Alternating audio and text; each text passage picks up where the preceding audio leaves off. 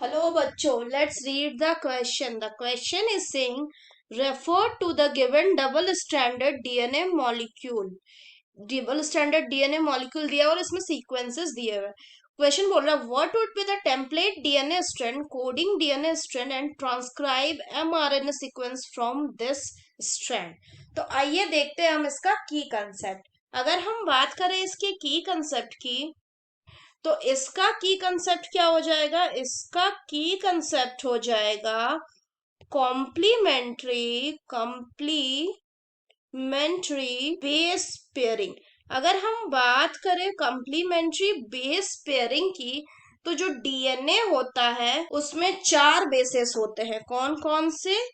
Adenine यानी कि ए, thiamine यानी कि टी, साइटोसिन यानी कि सी एंड ग्वानिन यानी कि जी। यहाँ पे अगर बात करें हम कॉम्प्लीमेंट्री बेस पेयरिंग की, तो होता क्या है कि जो एडेनिन यानी ए है ये डबल बॉन्ड के साथ बाइंड रहता है थाइमीन के साथ, और सी ट्रिपल बॉन्ड के साथ बाइंड रहता है जी के साथ, यानी साइटोसिन ग्वानिन के साथ ट्रिपल बॉन्ड बनाता है। अब अगर हम डीएनए के स्ट्रैंड की बात करें, अब अगर हम बात करें तो इसमें क्या दिया हुआ है? इसमें जो दिया हुआ है डबल स्ट्रैंड का सीक्वेंस वो ऐसे दिया हुआ है, A T G C, A T G C, A T G C, A T G C, A T G C and A T G C, और इधर दिया हुआ है ये 5'। यहाँ पे जो एक चीज और ध्यान रखना है वो ये कि जो डीएनए का रेप्लिकेशन होता है वो किस डायरेक्शन में होता है? वो हमेशा 5' to 3' डायरेक्शन में होता है। यानी कि इसका एक साइड 5' दिया हुआ है, तो ये वाला साइड कौन सा हो जाएगा? 3'। सिमिलरली इसमें 3' इधर दिया हुआ है, तो इधर क्या हो जाएगा? 5', यानी कि ये साइड कौन सा हो गया? 3'। अब अगर यहां से हम लोग आरएनए बनाते हैं, तो आरएनए में जो थाइमीन है वो किससे रिप्लेस हो जाता है? वो रिप्लेस हो जाता है आपका यूरासिल से। तो बॉन्ड बना के देखते हैं, ए किसके साथ बॉन्ड बनेगा? टी, यानी आरएनए के केस में आरएनए बना रहे हैं यहाँ पे हम लोग। आरएनए के केस में ए के जगह कौन आएगा? यू। टी के जगह कौन आएगा? ए। जी के जगह सी, फिर सी के जगह जी, ए के जगह यू, टी के जगह ए, जी के जगह C, G U, A C G, U A C, G U A C, G U A C जी।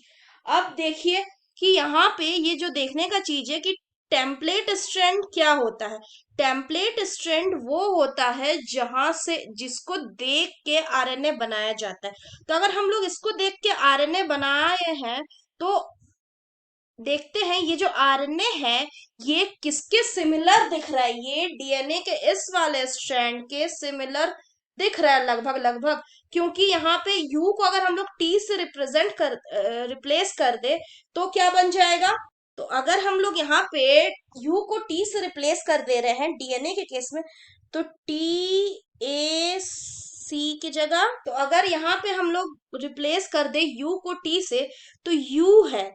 यानी कि यहाँ पे अगर डीएनए होता तो ए के बदले क्या आ जाता? टी, और यहाँ पे टी के जगह ए। तो देखिए ये ऐसे ही बन रहा है ना, जो डीएनए का ये सीक्वेंस है। तो ये कौन सा सीक्वेंस है? ये हो गया कोडिंग सीक्वेंस।